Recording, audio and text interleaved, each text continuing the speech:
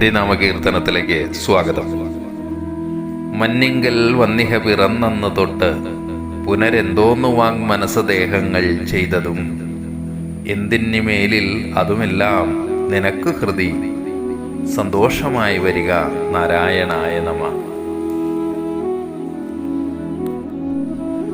ഈ ഭൂമിയിൽ വന്നു പിറന്നതു മുതൽ ഇത്ര കാലം ജീവിച്ചു. ഇനി എത്ര നാൾ കൂടിയുണ്ട് എന്നതിന് ഒരു നിശ്ചയവും ഇല്ല. ഇക്കാലം അത്രയും മനസ്സുകൊണ്ട്, വാക്കുകൊണ്ട്, ശരീരം കൊണ്ട് നിരവധി കർമ്മങ്ങൾ ചെയ്തു. അവയിൽ നന്മയുണ്ട്, തിന്മയുമുണ്ട്. മൃത്യുവെത്തുവോളം ഇനിയും പല കർമ്മങ്ങൾ ചെയ്യും. അവയെന്തൊക്കെയെന്ന് മുൻകൂട്ടി നിശ്ചയിച്ചുറപ്പിക്കാനും സാധിക്കുന്നില്ല. കർമ്മങ്ങൾ കാണുകയെങ്കിൽ ഫലമുണ്ട് താനും. ഈ കർമ്മങ്ങളൊക്കെ എങ്ങനെ എന്നിലേക്ക് തിരിച്ചു വരുമെന്നും അറിയില്ല. ഇച്ഛയ്ക്കത്ത് ഓരോന്ന് പ്രവർത്തിച്ചു.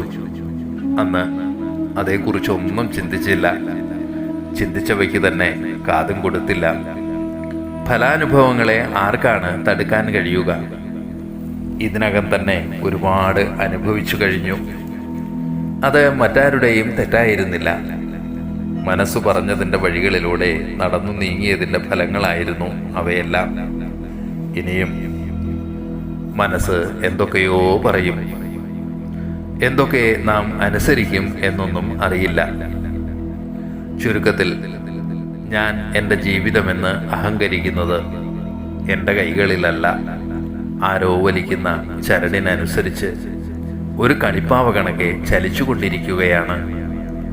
ഇവിടെ ആരാണ് എനിക്ക് തുണ? ആരെന്നെ ഈ സംസാര കയത്തിൽ നിന്ന് ഒന്ന് പുറത്തു കടത്തും? കർമ്മഫലങ്ങൾ ഉദിക്കാത്ത കർമ്മങ്ങൾ അനുഷ്ഠിക്കാൻ എനിക്ക് എങ്ങനെ കഴിയും? ഒന്നേയുള്ളു വഴി, നിൻ കൃപയുണ്ടാകണം ഭഗവാനെ.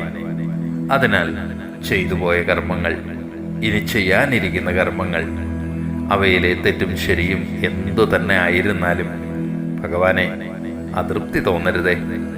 അവയെല്ലാം അങ്ങ് ഹൃദയം കൊണ്ട് സ്വീകരിച്ചാലും അങ്ങയുടെ സന്തോഷം, പ്രസാദമാണ് എനിക്ക് വേണ്ടത്. എനിക്ക് കർമ്മശുദ്ധി വരുത്തുന്നതിന് എൻ്റെ എല്ലാ കർമ്മങ്ങളെയും ഈശ്വരാർപ്പണമാക്കി മാറ്റിയാലും നാരായണ, അങ്ങേക്ക് നമസ്കാരം.